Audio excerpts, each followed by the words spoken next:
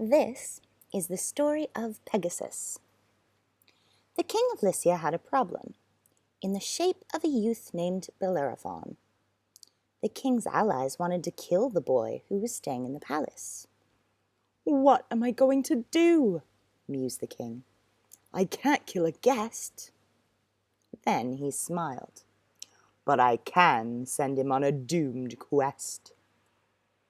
The king spoke to Bellerophon that night. "There's a terrible monster ravaging my lands," he said. "It's named the Chimera. I need you to kill it." Bellerophon gulped. He couldn't refuse the king, but he had heard stories of the Chimera. "I'll leave tomorrow," he said, trying to sound brave. The Chimera, people said, had the head of a lion, the body of a goat, and a snake for a tail. It spat venom and breathed fire. Many men had tried to kill it, and all of them had failed. "How on earth can I kill such a beast?" muttered Bellerophon as he left the palace.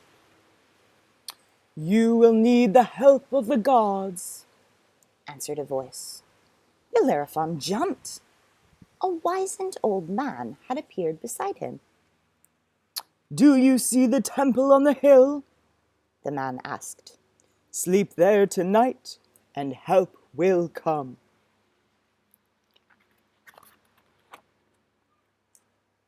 As the stars shone down, Bellerophon dreamed.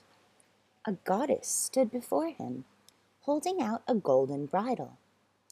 "Go to the mountains," she said, "and wait for Pegasus, the winged horse.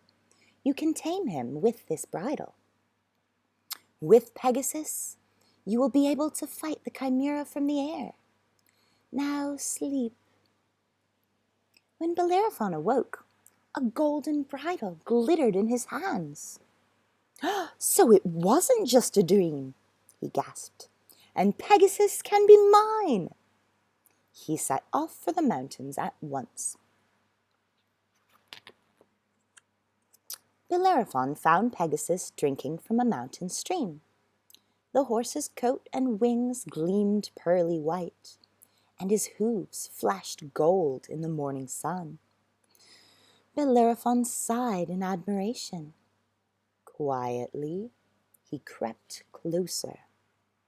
Pegasus reared up, beating the air with his powerful wings. Quick as a flash, Bellerophon slipped the bridle over Pegasus's head, and at once the horse grew calm. "Let's go!" cried Bellerophon, swinging himself up upon Pegasus's back. "Take to the skies!" Obediently, the horse leaped into the air. They soared higher and higher, over treetops and mountains, up into the airy blue. In the distance, Bellerophon spied a puff of smoke. "The Chimera!" he thought, turning toward it. The Chimera had made its lair in a rocky wilderness. Pegasus hovered high above on beating wings as the monster belched smoke and fire. Even from the sky, Bellerophon could feel the scorching heat. "Time to attack," he decided, urging his horse lower. He raised his bow and arrow, took careful aim, and fired. The Chimera roared with fury and shot out a huge blast of flames. Bellerophon pulled Pegasus out of the way just in time. They spun around and swooped back. As the Chimera opened its mouth to shoot out more fire, Bellerophon leaned over and plunged his spear deep into the monster's throat. The spear had melted in the monster's fiery breath. The Chimera struggled, rose up in one last effort, then slumped to the ground, dead. Bellerophon had won. The king was amazed when Bellerophon returned in triumph. "You are a hero," he told Bellerophon. And for a while he was.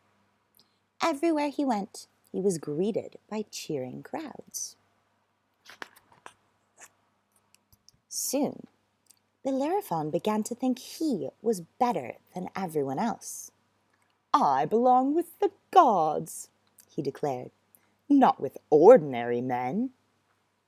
He swung himself onto Pegasus and flew up through the clouds, up to the highest mountain of all, Mount Olympus, the home of the gods. Bellerophon's arrogance infuriated Zeus, the king of the gods. "How dare you come here?" he thundered. "No mortal can live with the gods. Without Pegasus, you are nothing."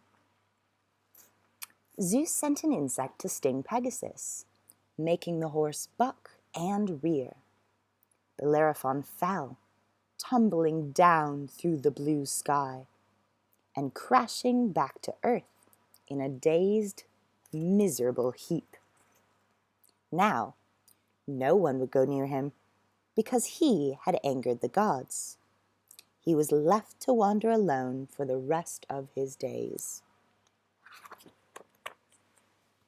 But Pegasus had a different fate. "Unlike your upstart master, you do belong on Olympus," Zeus told the horse. Gently, he took hold of the golden bridle and led the magical horse home. From that day on, Pegasus lived with the gods, pulling Zeus in his chariot. As a reward for his faithful service, when Pegasus eventually died, Zeus placed him among the stars. If you look up at the night sky, you might see him there today. The end.